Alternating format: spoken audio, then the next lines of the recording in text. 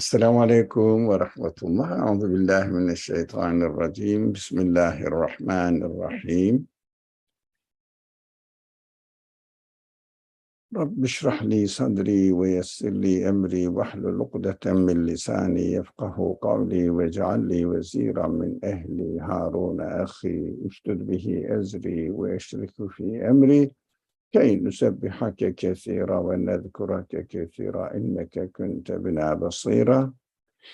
لا حول ولا قوة إلا بالله العلي العظيم. وصل اللهم على محمد وعلى آله وأصحابه وأتباعه وسلم والحمد لله رب العالمين. آمين.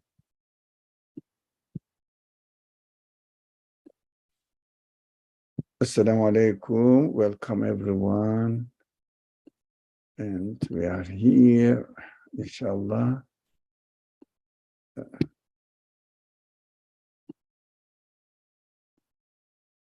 Going to start the discussion from where we have left off last week, which is section Araf, verse 26.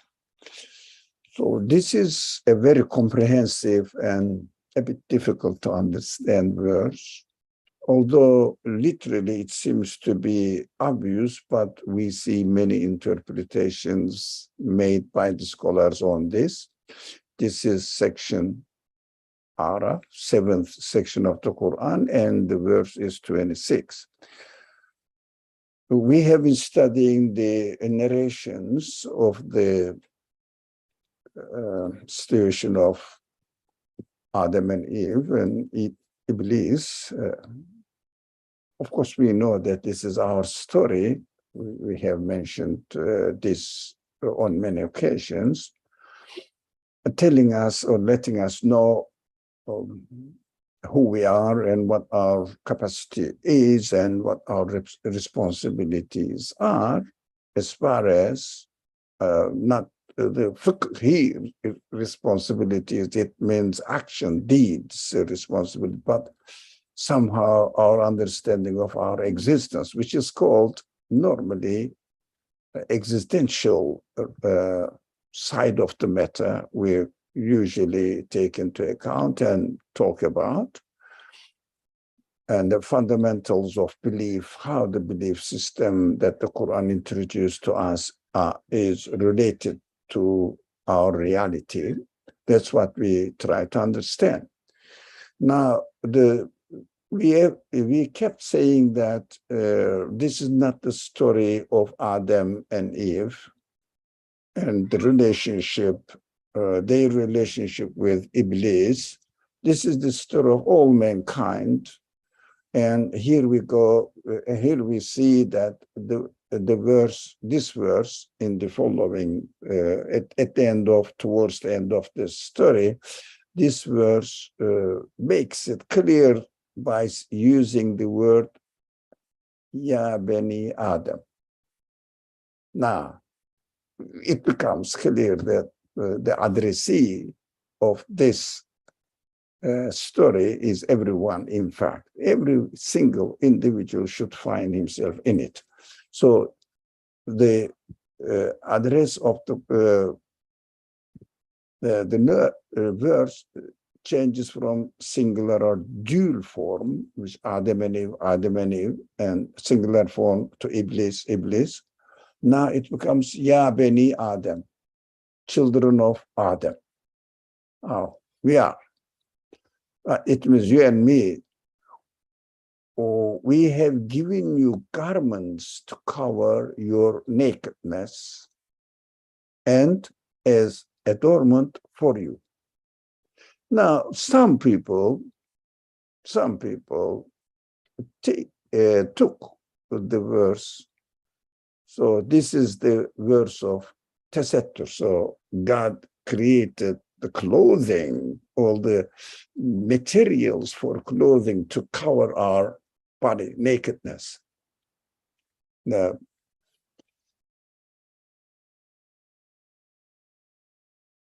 But the following section of the same verse makes it clear that God consciousness is the best of all garments. So if you understand this as a matter of clothing our body, but it doesn't mean that the Quran doesn't mention about clothing our body, covering our body. But this verse is not related to this topic. That's what we have to understand. There are other verses mentioning that, hijab, etc. Wear your outside clothes when you go out, etc. This kind of verses make the covering the body as a legal impediment on the people.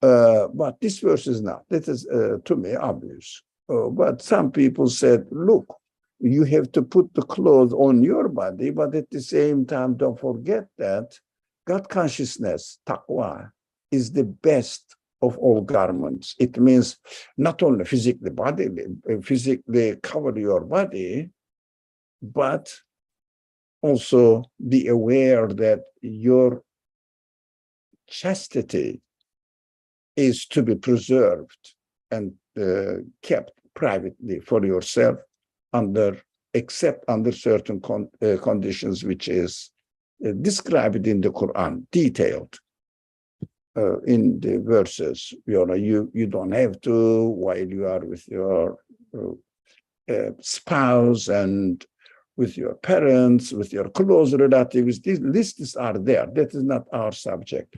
But we should understand it, as we said, at the level of existential level. So we say, what does it mean, this to us? Let's see now.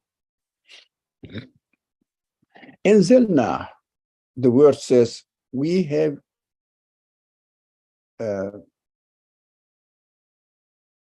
brought it from up to down. It means, we use, when the word anzalna used from the Quran, it means revealed to you. This is also a kind of revelation, but we should not confuse it with the revelation of the divine speech to the prophets. This is like anzalna, when they use anzalna min as-sama'i ma'an, for example. We have sent you down, or rain from the sama. Now, here, anzalna alaykum, it means we have given you this without material means. Usually, the word is brought it down. It means from God to the creatures. So what we are going to take notice of this word anzalna refers to, we sent down, we have given you garments, we sent down the garments, is a better way of translating it. We sent down you garments to cover your nakedness. So we should understand that God is telling me something about that we cannot find in this material world. The source of it is not from the material world. For example, yes, we understand that the creation of our clothes are by God, but the material side, we obtain it in the created world. Whereas this is not specified, it is that we sent down the garment, which means something is not materially describable, but spiritually and experientially describable, or perceivable, understandable. You can practice it. Right? So the garment, we have something to cover our nakedness. It means that we don't want to show it. It means we are ashamed of exposing it. In our how do you say, primordial nature. It means original nature as a human being. We don't want to show it. We understand that these kind of things are, for example, I don't want to show or demonstrate my mistakes. Even if I make it, I am ashamed of it. But sometimes people do something wrong, and it's something that they shouldn't do it, but we have to be very careful because of the normalization of this behavior by a large practice of the society. We may, if you like, kill, murder our sense of a shame of it. We may do that because of familiarity that we develop and normalization. It's no, everybody does it. Why shouldn't I do it? And then adapt ourselves to the society, the values of the society, and follow it. So we have to be very careful. If we have an inclination within us, whether it is natural or it is learned, they say, obtained from the outside of the society, especially nowadays, through advertisements, through media showings, lots of shameful actions, attitudes, irrational ideas are normalized. Everybody uses the word nature. They don't really know what it means. They say nature, but no. When they see the beautiful scenery, they say, oh, natural beauty. The creation is beautiful, yes. When I say the tree grows with it is through it is nature, what do you mean? Tree and its nature. How can you make the distinction? This is a very problematic term, but it is normalized in our daily language. We may use it on many occasions that naturally it is this. And it happens in this way, of course. For example, it is we hint that it is natural. Yeah, when the spring comes, the trees start flourishing, blossoming. Why? It is spring. If there is something spring and an entity out there, rather than we name it a season as spring, there is a spring out there, and this spring is growing the trees or animals or whatever. There is no such thing. There is no one. There is no such thing. One is spring there, and an entity existing, whatever it is, and tree there, and the spring is growing it. He's so powerful, he can do it. He knows all the details of the growth process of growth of a plant or any animal being, etc. We have to be very careful, although we may use it in our daily language. I mean, when we are speaking, we don't really mean the existential side of it. It means spring creates the tree, for example. We may not say it clearly, and not the people don't say it, in fact, that it could the nature creates it or something. No, it is in its nature that it grows in this way. as if there is no external agent which is creating it, giving it a new creation at every moment, right? Within the tree itself, that's what you're saying, right? Like the tree itself is No, itself. Yeah, that is, we are assuming when we question what is itself growing itself, there is no answer. Agent is not coming to our mind. Yeah, but we may not mean this. For example, if we do this, inevitably it will happen, for sure, as if it is happening by itself. Now, this is something different. Normalization may affect, if we are not careful, may affect our behavior and including our senses. It doesn't mean that we cannot really realize what our senses, the way we are created, is really, or really is. It doesn't mean that we don't. We do realize, but we just go along with the flood, with the stream of the society, without questioning. What we have to stop and question. Now, what Enzelna again refers to, we have brought down, sent down. It means we have given you opportunities to do something. What are they? We will see. So whenever it says anzalna, it says not material. I was listening to you. Now, the source is not material. So let me see. Now, okay.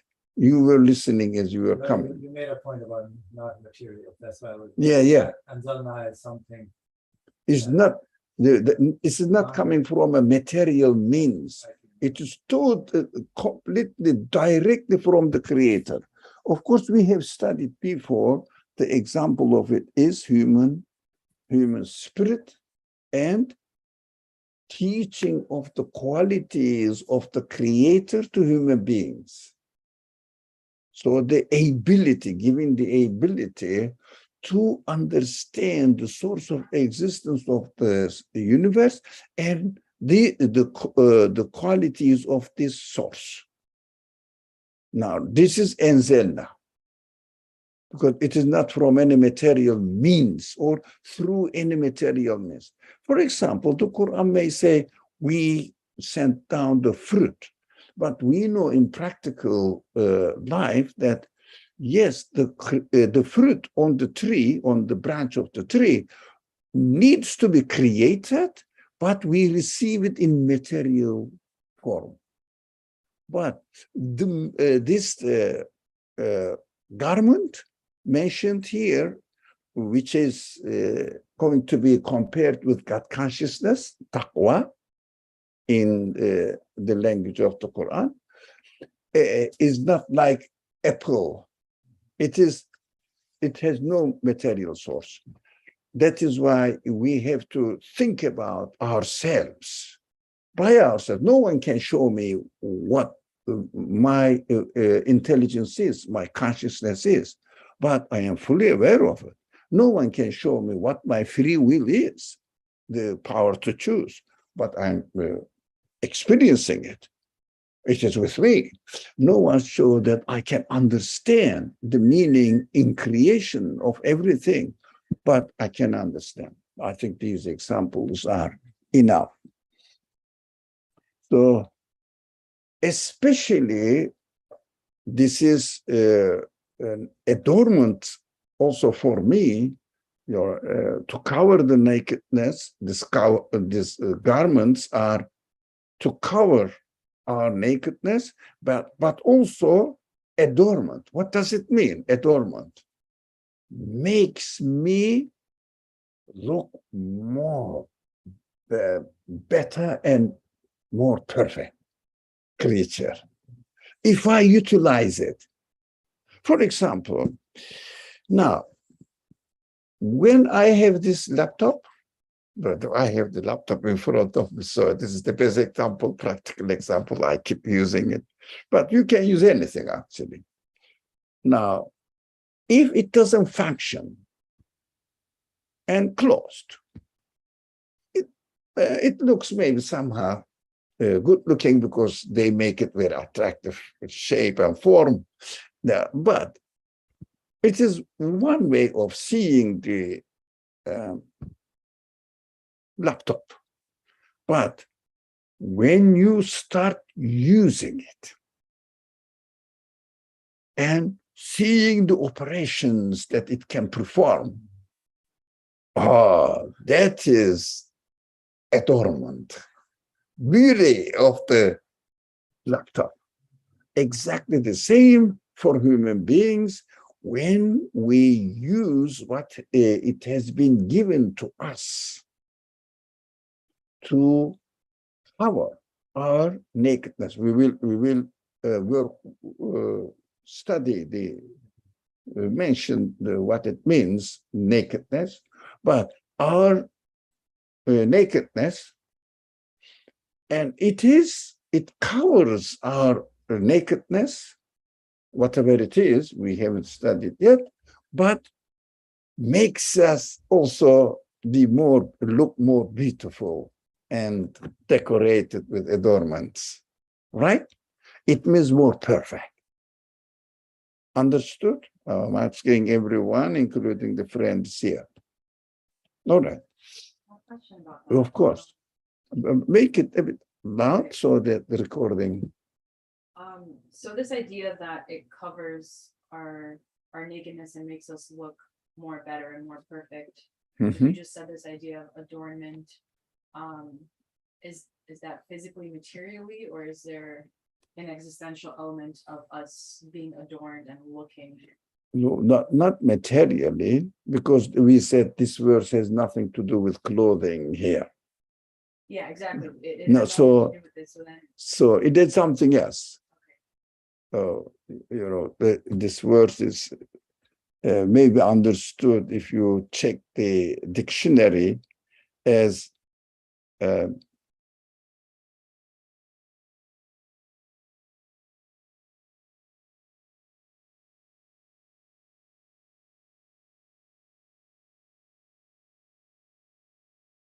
this verse original, the verse is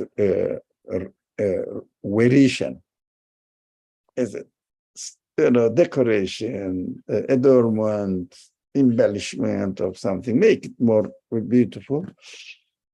Someone may say you can understand this verse as referring to our clothes and saying that you have to have a nice looking cloth.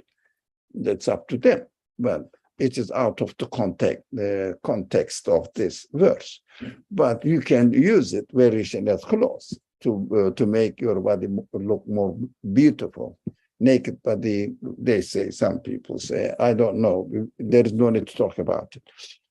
So now,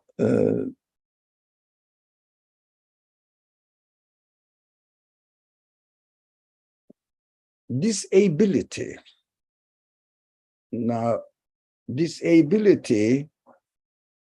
to better, to look ourselves, to make ourselves better, to improve our creation, but in a potential form. If we use this potentiality, it looks better. Like, for example, an animal in the egg form. The animal's not body, but program is in the egg or in the cell. But when it comes out and starts flying, it is a bird flying or another, it looks much, much beautiful. Otherwise, in the form of DNA, it doesn't look any beauty at all. So it becomes a kind of adornment when our potentialities used to grow, to develop, and show it. when we use them. So this problem of our nakedness. Now, سوآتكم. Yeah. What do you think our nakedness is referring here? An idea from anyone? Our nakedness.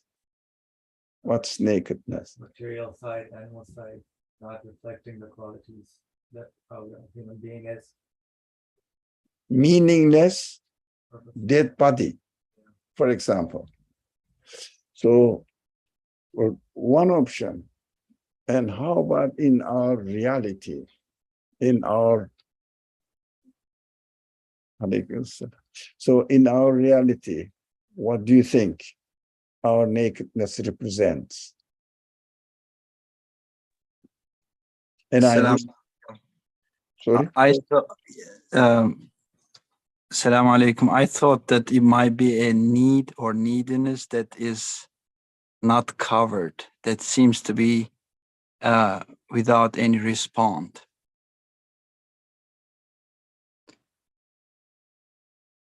Our neediness, can I ask you a question? Or do you think you can get in contact with me in conversation form? Yes, sure. So, can you get rid of your neediness by covering with anything? For example, using your human qualities, can you become a person who is not in need of? No, not at all. So we cannot cover it then. Our neediness is essential. We cannot get rid of it. But this garment is sent to us to cover the nakedness, our nakedness. Could be our conscience. I think we talked about nakedness being our egotistical side of ourselves, the side that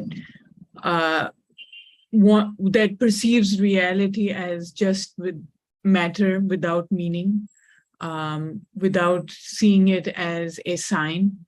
And we would cover it in, if I take the next sentence, with God consciousness, or with the thought that these things in fact have a source of existence, that they do refer to a being that that is giving them existence. So we cover our egotistical side by the thought of that these things have that they're not exist on their own, and that they are in fact signs pointing to its source.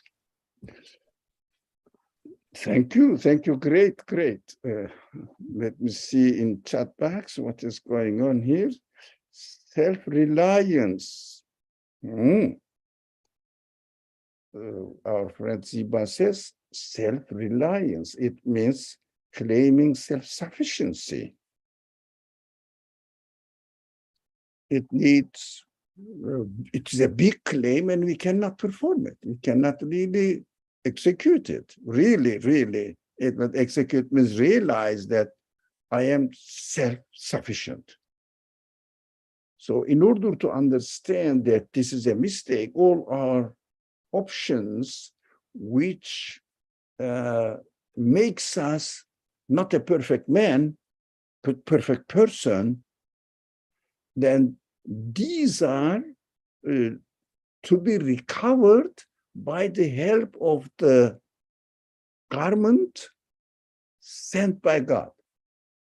It means I can use, I know I'm not really explaining it well. I can use my human qualities, ability to recognize who I am in reality as a human being, and acknowledge the reality, the truth. What I do now, what I do at the end, I understand that I am a needy person?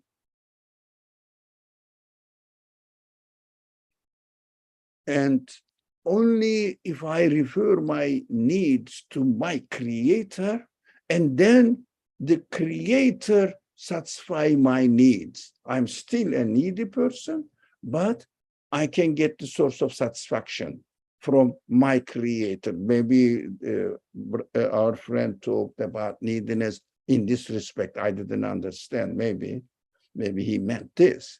So, for example, our shortcomings, our mistakes that we recognize. And if we do something wrong, we don't want anybody to know it. So this ability, especially our shortcomings that we cannot really realize what the purpose of our existence is unless we use this garment sent down by our creator. It means, if we imagine, can you imagine that a computer doesn't work properly? How much do you like it? And do you want to, can you be proud of your computer which doesn't work properly? Or do you want it working perfectly? So this, the program which is given to us, make us work perfectly so that we will fulfill the purpose of our existence. Now, this is the garment given to us. This is the garment given to us to enable us to get rid of our mistakes or wrong assumptions about ourselves. Wrong assumptions. Like, for example, if I don't use my human qualities, how I become, I found it difficult to explain also when I was thinking and taking my notes on it.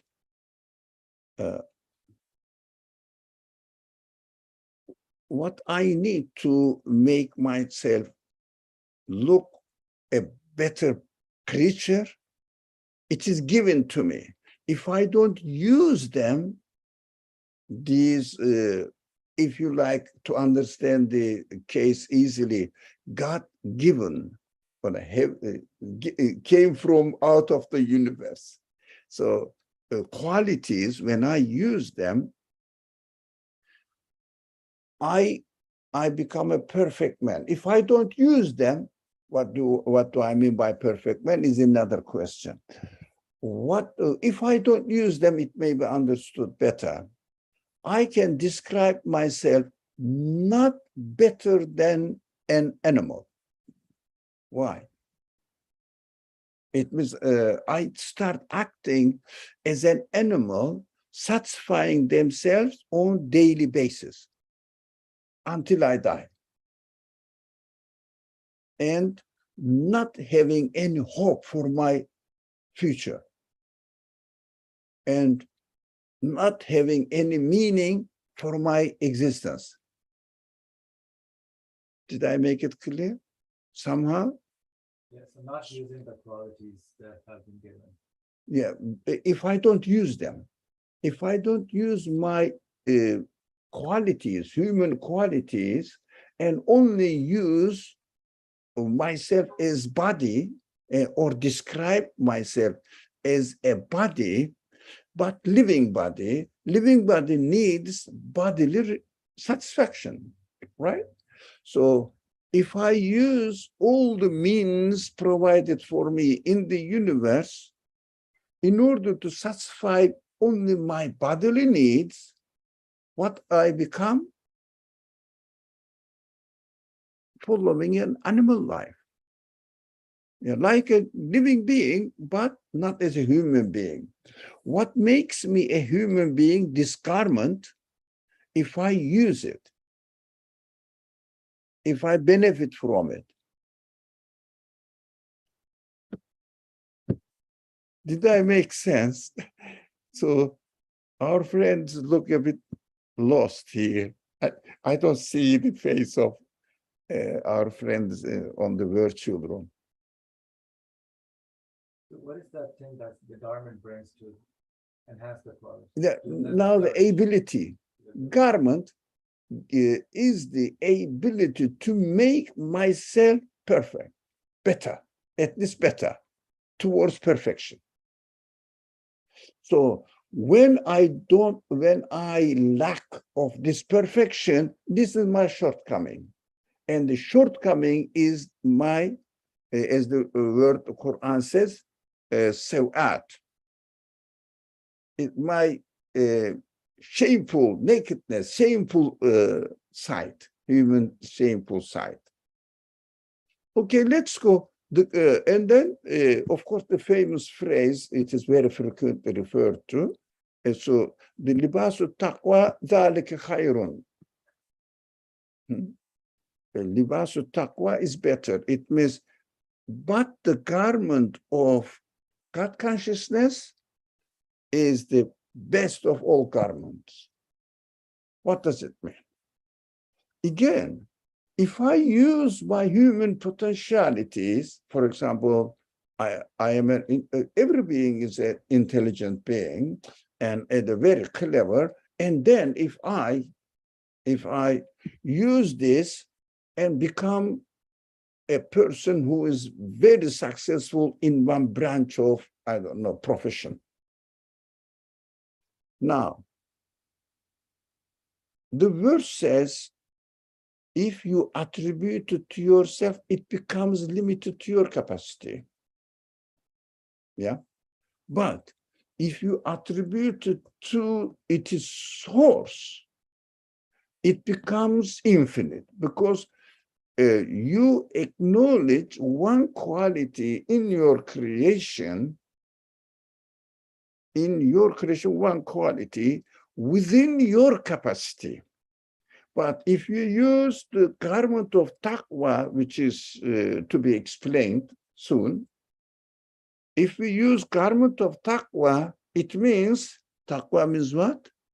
Not trying not to make a mistake in your life, in your descriptions, in your definitions of existence, whatever, everything. So be very careful not to make a mistake. If I use these human qualities in order to be a better personality and be proud of it by attributing this quality to myself. But taqwa says, this garment of God consciousness says, be careful. It is not yours. Its source is the absolute creator. Now, if I refer it, look, it is given to me by my absolute creator to be a clever man, to be a smart person, for example, to be a successful businessman, to be a successful scientist, etc. This is given to me, and I have got it, acknowledging that I have got it from an absolute source. It is just a sign of this absolute source in reflecting in me. This is not self-sufficiency, but really not declaring self-sufficiency, but attributing this quality as the reflection of the quality of an absolute being. And this makes this quality as an indicator of the absolute quality of the creator, much more best usage of the garment. Did I get it? Does it make sense? So that is why if a person says, look, you believe in God and you do nothing, but you are an ordinary person, you know, a laborer, let's say, the construction laborer. Yeah. And don't know anything really. But I developed my humanity in such a way that I am producing yeah, very useful gadgets for human beings and making their life easy, right? Serving them. I'm better than you. To a certain extent, it is right. He used his capacity, his God-given capacity, but by not attributing this God-given capacity to God himself, the God, and making it a sign of perfection of its creator, but attributing it to yourself. What did he do, this person? Reduced it by attributing to himself, reduced the value of this sign, demonstrating or pointing to the absolute being. The value of this sign is reduced to the capacity of human beings as a temporarily existing creature, living being. That is what I understood from these fine points in the language of the verse. First of all, somehow could I express myself? Did you get something? Yes or no? So the garment can also be seen as like a message that is coming. No, your qualities. Message is different. So for example, Message is prophets. God consciousness. All the qualities, all the human qualities, for example, being able to understand the meaning of creation, meaning of your own creation, and what do they refer to? These are we studied this, the names of God taught to Adam. It means to me. So the names of God taught means I am given the ability to know what the qualities my creator has through using the ability given to me, which is called teaching the qualities of God. Actually, I don't want to use the name of God, although Qur'an literally says name of God, Esma'ul Husna, but when you say name of God, it doesn't really mean to other people who are not familiar with Quranic language.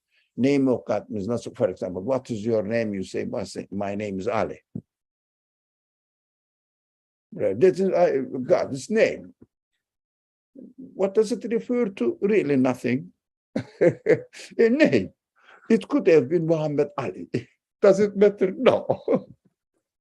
But what the Quran means by names, we studied that, but it was a while ago, so I'm just repeating now, just to refresh our minds. Qualities of the creator, the tools to acknowledge the qualities of the creator, signified or explained in the Quran as teaching the meaning, teaching the qualities of God. And then human bashar, human body became, the body, this my animal body, became a human body. That is unique creation now.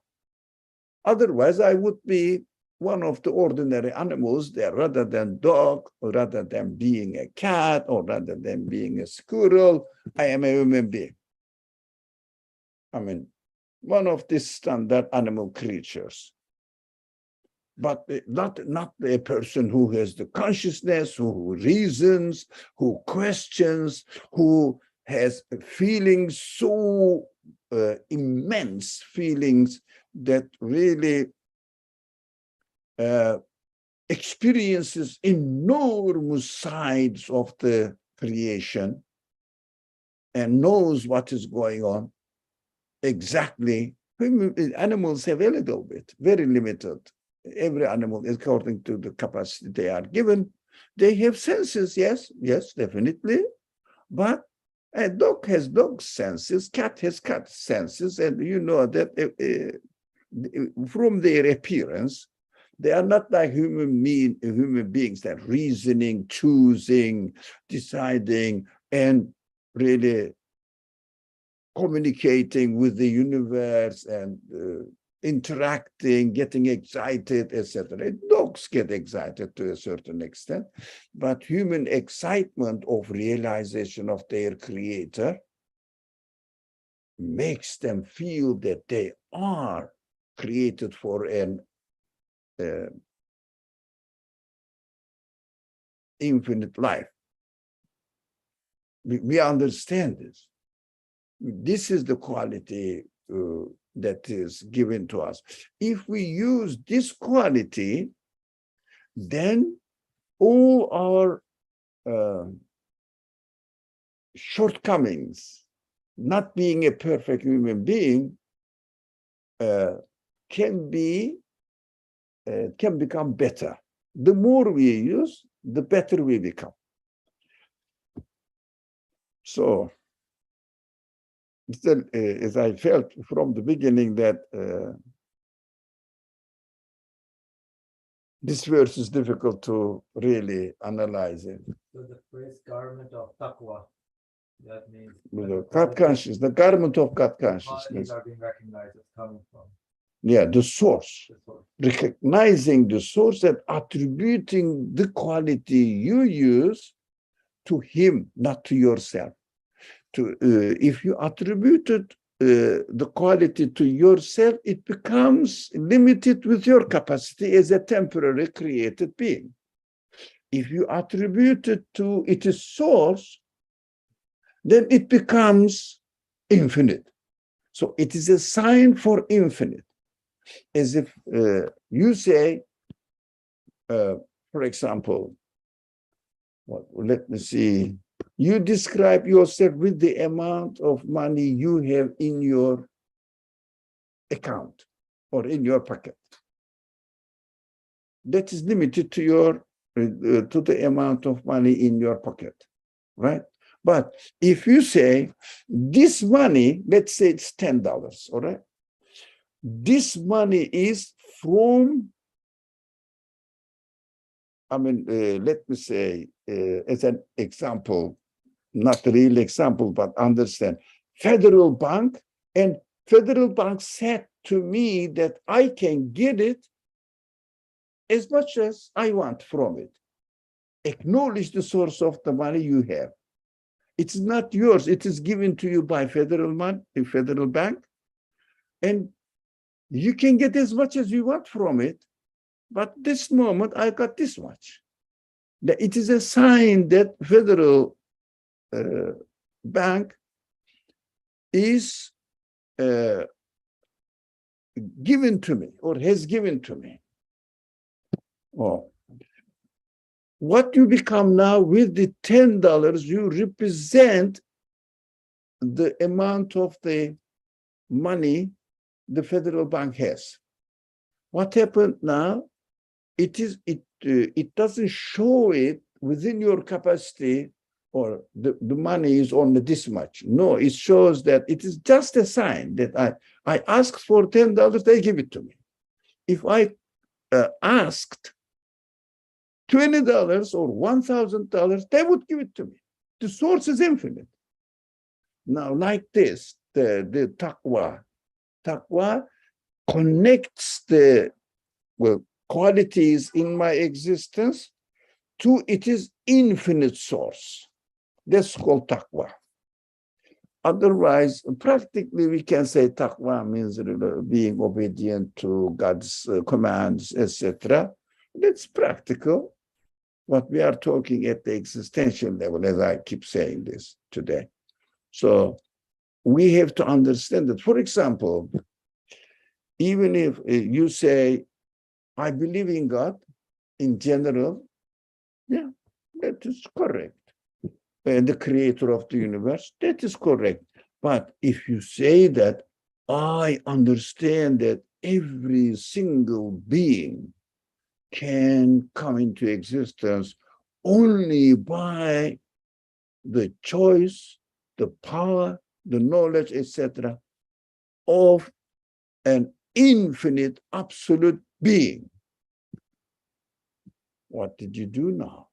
Everything becomes a sign, every single thing becomes a sign to pointing out, witnessing the source of their existence as an absolute being. So the whole universe with its even the smallest element, declares in your understanding, in your consciousness, absoluteness of their creator and absoluteness of the qualities of their creator. So you become a member of creatures, among the creatures, but aware of the absolute creator in everything that you get in touch with. So every moment of your life becomes meaningful and you are fully satisfied in your existence. That is taqwa.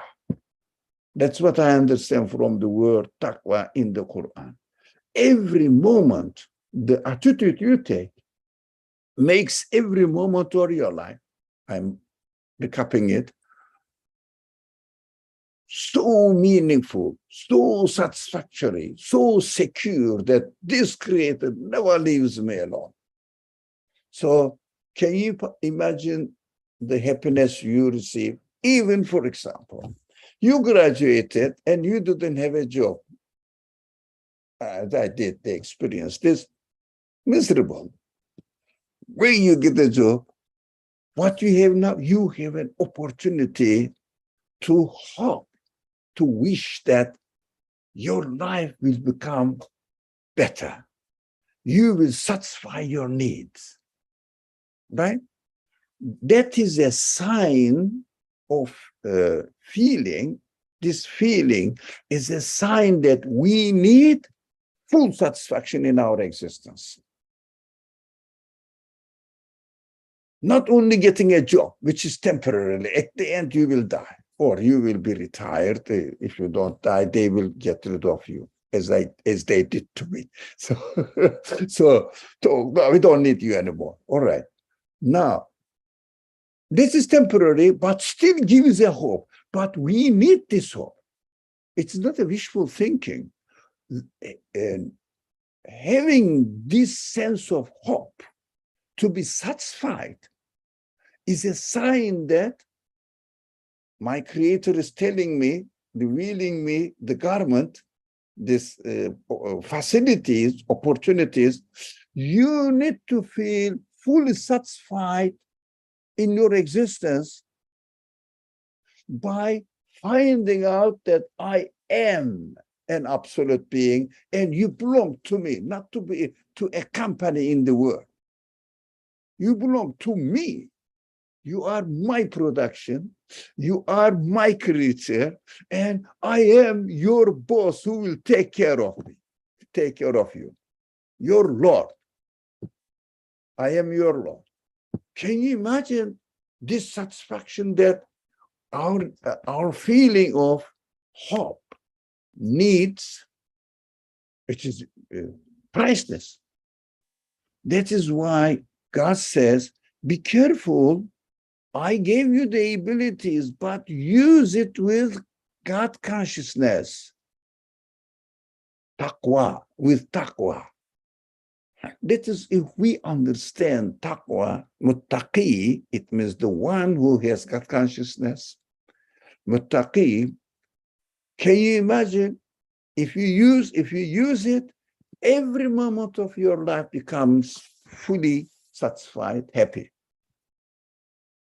Let me see, Ziba. Oh, thank you, Lord. All right. So claiming your qualities to yourself is nakedness, and to attribute it to the one who gave it, it is the libasul taqwa. Yeah, this method is the libasul taqwa. Sister Ziba, I agree. I mean, I'm not confirming that you are right, or I am not in this authority, but I agree with you. I think on the same line. And our friend Ziba continues, when we claim the attribute, we are limiting it, claim it to ourselves, we are limiting it.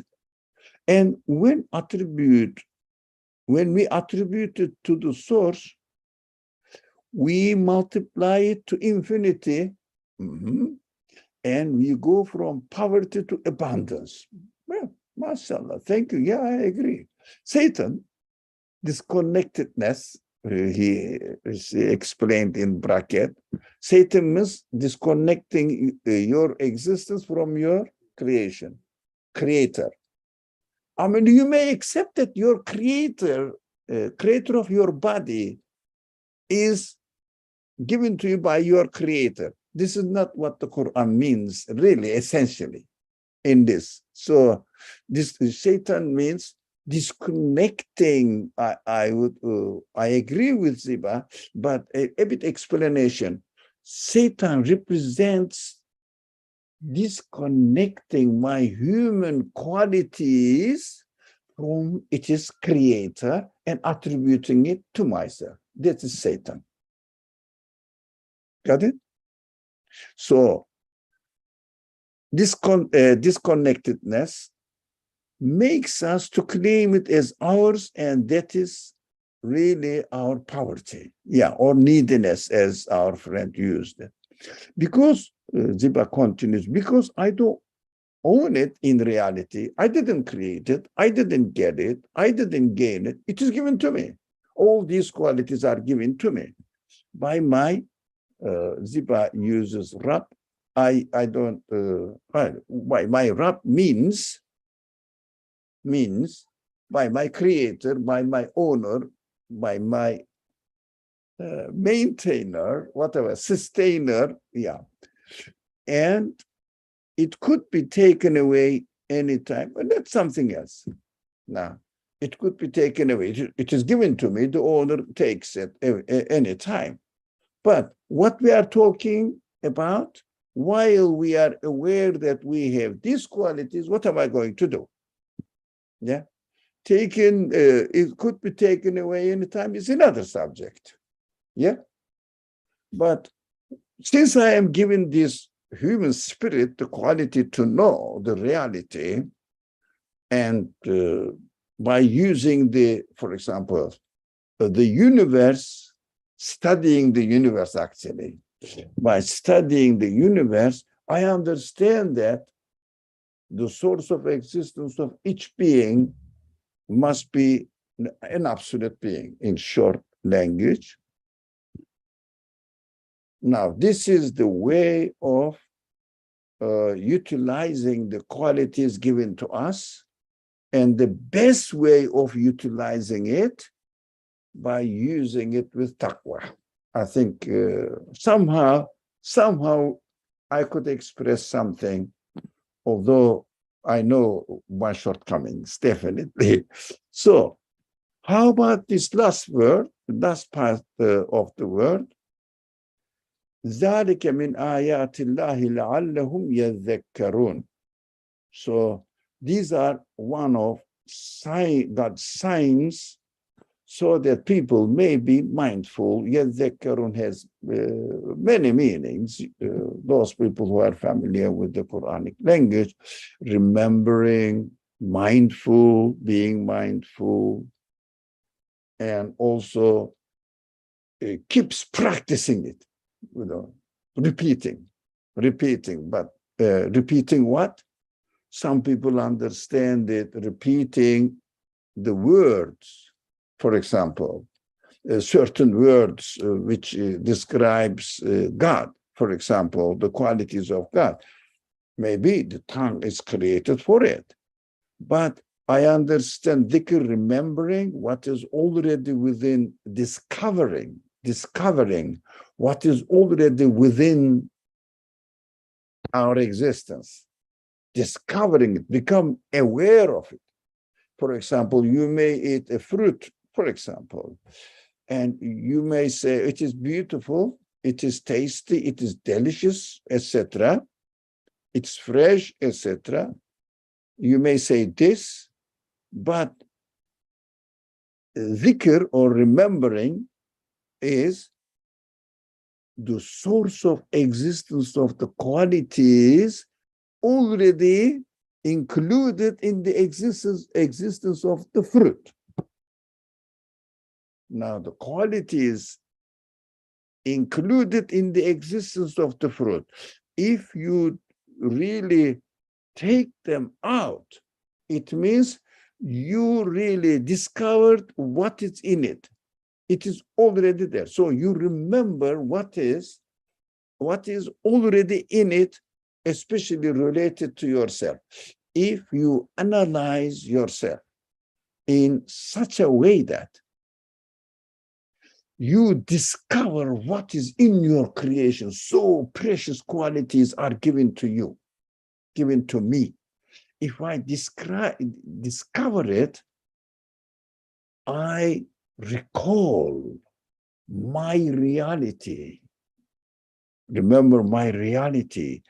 That is dhikr. I have this from my creator, realization. That is translated as here to be mindful of my reality. It means I'm telling you this in order to go back to yourself, guide you, remind you, go back to yourself, to recover yourself, what you have been given, and remember, keep it in your mind and practice it, dhikr, again, repeating, practicing it, keep repeating. Not only the word, but including the word. You can say La ilaha illallah with the tongue. You need to say, tongue is given to you to express it verbally, but also mind, consciousness should become aware of this reality and be conscious of it. And keep it with yourself, always live with it. That is what dhikr means in the Quran, but I understand. For example, when you look at a beautiful bird, what we have to do, it is beautiful. What am I doing? I am recovering the qualities, remembering the qualities in its existence. But it's very clever. Look how it runs away when I approach it. It knows that I'm going to harm it. So it saves its life. Look at this quality. Where did it get it? Look what I am doing. I am recovering what is already existing in the existence of the bird itself. So discovering what is within you, remembering what is within you. So you will understand that discovering dhikr, I have this quality. Where did I get it? Consciousness, for example, the obvious one. Free choice, for example. How can you choose? Where do they get this option? How? Your matter doesn't choose. Matter doesn't have the source to be the source of existence of such a notion that we say free will, power of choice. It doesn't have it. It cannot be the source of the sources. So it cannot be the source of the qualities that I have, my human side. By mistake, I may attribute to my bodily side or as the result of the organic process within me. The cells are reproducing itself, etc., etc. But in fact, we know that they don't really reproduce themselves, but the qualities are given to them, like the quality of consciousness, thinking, choosing, loving, or being frightened are given to me. The cell is created with these qualities by its creator. It doesn't function by itself. So we have to, inshallah, benefit from the quality of this dhikr, that the Quran. And also Quran describes itself as what? To be a zikr. It means reminding what is in your reality. Inshallah. I think the time is up. And inshallah, this difficult verse is understood. Inshallah, somehow, at least somehow, in our terms, in our our being. Inshallah. Bismillah ar-Rahman ar-Rahim. سبحانك لا علم لنا إلا ما علمتنا إنك أنت العليم الحكيم وآخر دعواهم أن الحمد لله رب العالمين. Thank you for your coming and joining, and also our friends coming here, and also your comments, your contribution. Thank you very much. Wassalamu alaikum wa rahmatullah. Inshallah, I'll see you next Monday, Tuesday, Wednesday, sorry. Thank you.